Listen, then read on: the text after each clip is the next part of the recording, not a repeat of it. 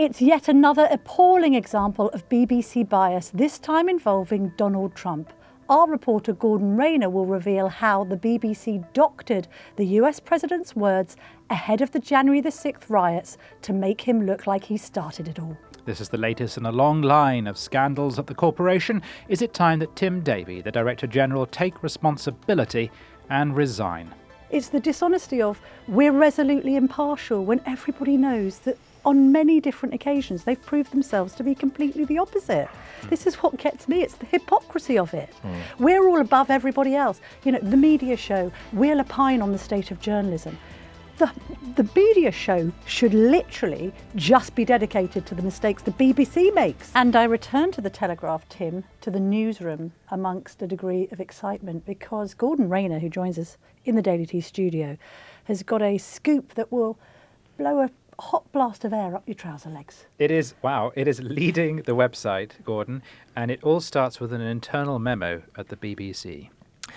Yes, so what I've got here is it's a 19-page, effectively a letter come memo written by a chap called Michael Prescott, who until June was an independent advisor to the BBC's Editorial Guidelines and Standards Committee. So they're the sort of arbiters of impartiality, effectively. He'd been on that committee for 3 years. He was appalled at what he saw. He felt that the BBC wasn't doing anything to address bias. And so in this letter, he has set out all the examples of bias that he thinks he saw during his time at the BBC and all the things that all the times they failed to do anything about it. And he's alerted the BBC board to this in the hope that they'll take action. And the one which is going to make global headlines relates to Donald Trump's words on January the 6th. That's right. So a year ago, a week before the 2024 US election, Panorama did a 1-hour special called Trump a Second Chance.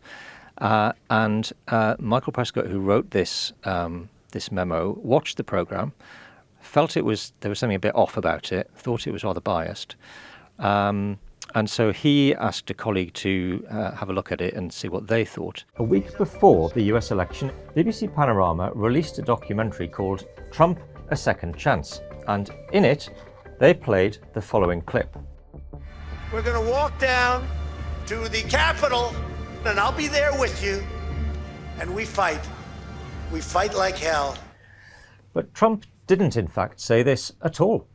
The BBC spliced together 2 clips that took place 54 minutes apart. So let's go through it again. We're going to walk down to the Capitol, and I'll be there with you. Now, see there, between Capitol and, that's a cut. Here's what Trump actually said. We're going to walk down to the Capitol, and we're going to cheer on our brave senators and congressmen and women. It's different. It wasn't until nearly an hour later that he then said the second part of the BBC's version. We're going to walk down to the Capitol, and we fight. We fight like hell. The author of this memo says that the BBC manifestly misled its audience, and he says that if the BBC, and I'll read this part of it. He says, if BBC journalists are to be allowed to edit video in order to make people say things they never actually said, then what value are the corporation's guidelines? Why should the BBC be trusted? And where will this all end? That's his words, not mine. Tim, can you imagine what would happen to us at the Telegraph if we took somebody's speech and spliced something from the first 5 minutes with something in the last 5 minutes and pretended it was one continuous quote? What one sometimes does with interviews is you get quotes where you have remarks which are very far apart. And what do you do to bridge the gap? Because you don't want to put the hundreds of words in between. Yeah. You use ellipses. Sure. What I would never do is put 2 quotes together that create a second meaning. Yes. So you might cut out words in between because the person is stumbling or fumbling or they go on to a detour. But what you wouldn't do, as has clearly happened in this case, Gordon, is take two sentences, put them together to create a whole new meaning. Somebody at the BBC has clearly said to themselves, I think Donald Trump incited the Capitol riots, therefore I am going to edit this or present this in a way that matches my worldview, not the view of what actually happened. And that I'm afraid is something that we have witnessed with the BBC time and time again. Isn't that what we're saying here, Gordon, really? Well, I can't think of any examples that are as egregious as this, because this is done in such a slick way. There's no way this has happened by accident. No. Also, I think it's important to point out, speaking to Tim's point about how you make clear when there's a break, we're all used to seeing things where perhaps video is spliced together and there's some kind of a screen wipe or a white fade or something that makes it obvious that Time has passed. Yes. Exactly. Yes. There is none of that. It is very, very slick, very carefully done. There's actually 3 different parts of his speech that they've had to put together to make one sentence. Yes. And there is no way you're going to spot that if you're a viewer, and that is clearly deliberate. Because they also cut away in terms of image. So obviously you would see the splice if you stayed with the camera on Donald Trump, but by cutting away from Trump to a crowd, it looks like the camera's just shifted rather than it's a long time later. A generous interpretation is they have lazily shorthanded it, because the context of this whole discussion is the debate in the US around whether or not Donald Trump incited the January 6th riot. And this was a program being made about would Donald Trump be re-elected. The point it wants to make is, let us remember the controversy surrounding Trump, which is that he's accused of inciting a riot against the Capitol. So here is a shorthand way of showing him doing that. But of course, if you do that, and that's a generous interpretation, you remove all the caveats that were in Trump's speech. You completely undermine his argument where he says, I told them to march peacefully. I never incited people to do it. And when they started and I saw what was happening, I told them to come back. You take all of that out. Also, so generously, it's shorthand, but I suspect not. Also, there's a dishonesty in the distortion of making out as if Trump is ever that concise. If he wanted... No, but I've seen him speak live. I think we've all seen him speak. You're quite right. I'm thinking back literally... That was the most to the point I've ever seen him. but literally a year ago this week, it will be the first anniversary of the Pittsburgh rally that I attended with our producer here, Louisa. And I couldn't believe, in a way, how rambling he actually was. So, of course, if you take any line out of any speech that Trump does, then you can always put it out of context.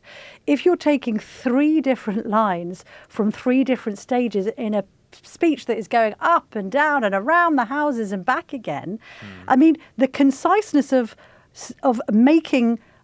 He was speaking for, what, an hour, Gordon? More than an hour. More than an hour. Turning that basically for editorial purposes into, we're going to walk down to the Capitol and I'll be there with you and we fight. We fight like hell. And if you don't fight like hell, you're not going to have a country anymore. I mean, that's precisely the way to do it if you actually want to create a documentary that gives a verdict to the viewer about Trump's guilt. I mean, we look to impeachment trials and whatnot for verdicts on Trump guilt. We're not meant to be getting a verdict on Trump's guilt or innocence from the national broadcaster that is supposed to be impartial, which we all pay for on a monthly / yearly basis. And I think counting against my generous interpretation is the second part of the story, Gordon, which is the footage they used of the Proud Boys. This is a racist militia which sometimes turns up and claims to support Donald Trump. On the day they march towards the Capitol, they are shown in the Panorama documentary marching towards the Capitol after Trump's remarks have been shown, giving the impression that they followed his orders. The reality is very different. The footage Panorama showed of the Proud Boys marching towards the Capitol building, seemingly spurred on by Trump's rousing speech, well, that was actually taken before he'd even addressed the crowd. In fact, the BBC themselves later published a report at odds with Panorama's own timeline. These are the Proud Boys, another right-wing militia, seen a little earlier that morning. Out of your boy! Donald Trump will not appear for another hour or so, but they're already heading towards the Capitol. They even time-stamped the footage to show that the march began at 10:58 a.m., well before Trump's midday speech. The true chronology raises serious questions about the way in which the BBC decided to portray the events of January the 6th. In fact, the memo highlights that shortly after the first extract of Trump's speech, the now president actually said, I know that everyone here will soon be marching over to the Capitol building to peacefully and patriotically make your voices heard. The BBC advisor who wrote this report claimed Panorama's editing was completely misleading, as Trump did not explicitly exhort supporters to go down and fight at Capitol Hill. They even pointed out that this was a key reason why he didn't face federal charges for incitement to riot. We can make comparisons to another story that you and I covered, Gordon, back in the day. Yeah. This was the famous Annie Leibovitz photo shoot of the late Queen Elizabeth II. Now, in that case, the BBC was accused of making it look as if Her Majesty had stormed out of the photo shoot after Leibovitz, who's a very famous American photographer, made demands of her dress. She's there in full regalia, she's there in ermine and a crown on, and an exchange takes place where Leibovitz says, well, maybe we take the crown off, it's a bit too dressy. And the Queen, in her typically sort of sarcastic, kind of dry-humoured manner, turns around and said, too dressy, what do you think this is? And then the viewer is shown the Queen apparently leaving the shoot, like they've had a row. It later transpires that the actual footage of her apparently storming out was actually her entering the room. There wasn't a row. It was just a moment of humour and levity in the midst of, I think, probably the Queen being made to pose for different photographs over the course of a few hours. In that instance, the controller of BBC One, Peter Fincham, was forced to resign because it was found to be such an dishonest doctoring of footage that effectively editorial standards had been broken and somebody needed to take the rap for it. I've got to say that this is far more egregious than that, and we have a Director General in Tim Davie who has presided over a catalogue of appalling editorial decisions. Let's remind ourselves of some of those very quickly. The first one is the Greg Wallace MasterChef scandal, which is really about personnel. In that case, staff knew about Greg Wallace's behaviour. They didn't act on it because he was the talent. But also one thinks of the Hugh Edwards scandal. Yes. Another was the Gaza documentary, Gaza, How to Survive a War Zone, which had to be pulled from iPlayer after it was found that the narrator was the son of a Hamas official.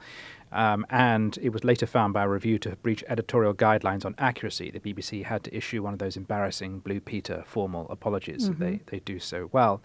And one which really touches upon Tim Davie personally is the Bob Villan story.